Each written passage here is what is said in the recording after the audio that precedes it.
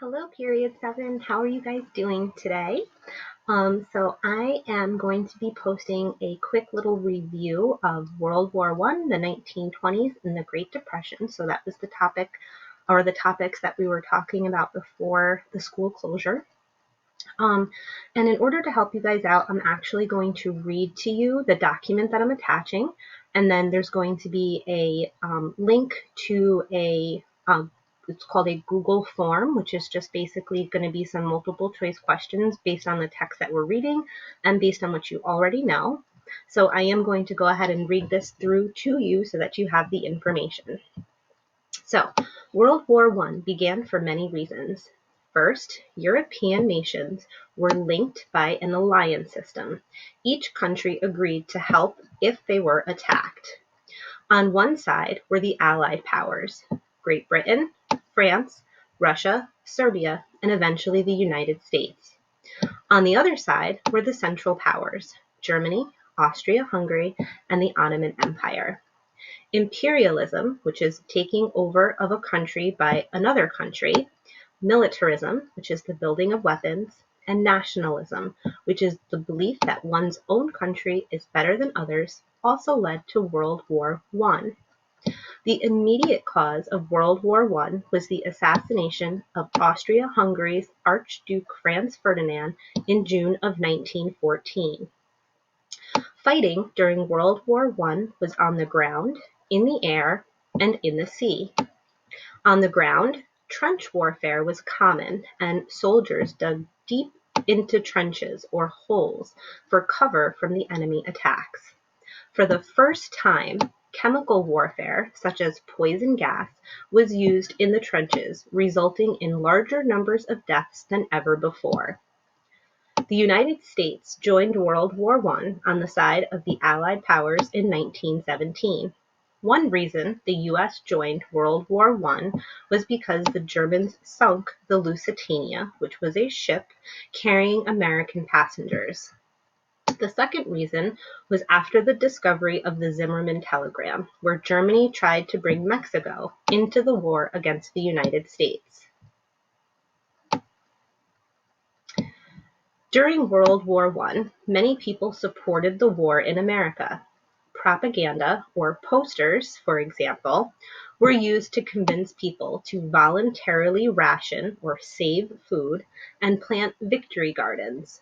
Propaganda also convinced people to buy war bonds, which were loans from citizens to the government to help pay for the war. As World War I came to a close, peace talks began in 1918. President Wilson had written his list of ideas for a long-lasting peace, which was called Wilson's 14 Points. However, the other Allied powers did not agree with all of his plans for peace. Instead, in June of 1919, the Treaty of Versailles was signed in France, officially ending World War I. Although President Wilson wanted peace, France, Britain, and Italy wanted to punish Germany for World War I. The Treaty of Versailles included the War Guilt Clause, in which Germany was required to accept full responsibility for World War I and were forced to pay reparations, or money paid by a defeated country to rebuild the damages caused by war.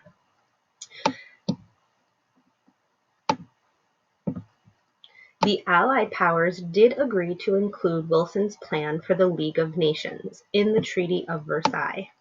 The League of Nations was created and was a new peacekeeping organization with many nations as members. The goal was to keep peace in Europe and avoid another war in the future. However, the League of Nations was formed, but without the United States, making it a weak organization that had little control over what happened in European countries.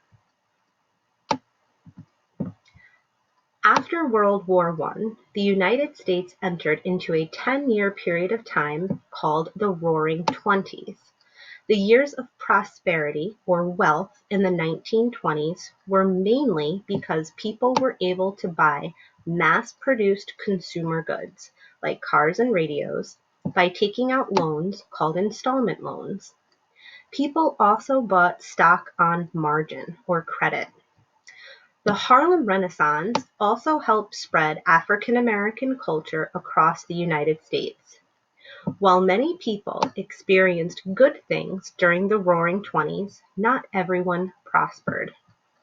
Race riots took place in many cities across the country as white soldiers returned home to find their jobs had been taken by African Americans.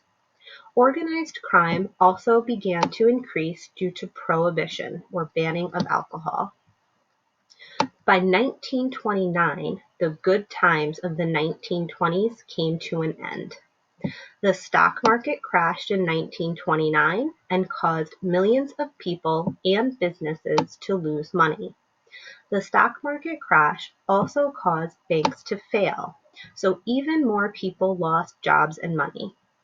The U.S. entered in a period of time called the Great Depression.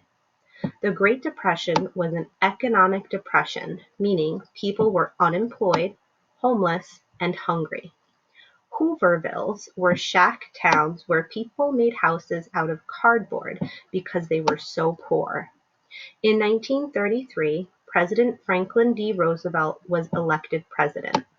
He created many programs, called the New Deal programs, to help the nation recover and put people back to work. Although the New Deal program did help, it wasn't until World War II began in 1939 that the United States economy got better. So now that we've finished reading the text, you're going to head over to your Google document, which is going to look like this. And there are 10 multiple choice questions that you'll need to respond to. If you have any questions, don't hesitate to either send me a private message on Google Classroom, or you can get in touch with me through Remind or email. I hope that you're all doing well, and I look forward to hearing from you soon. Bye.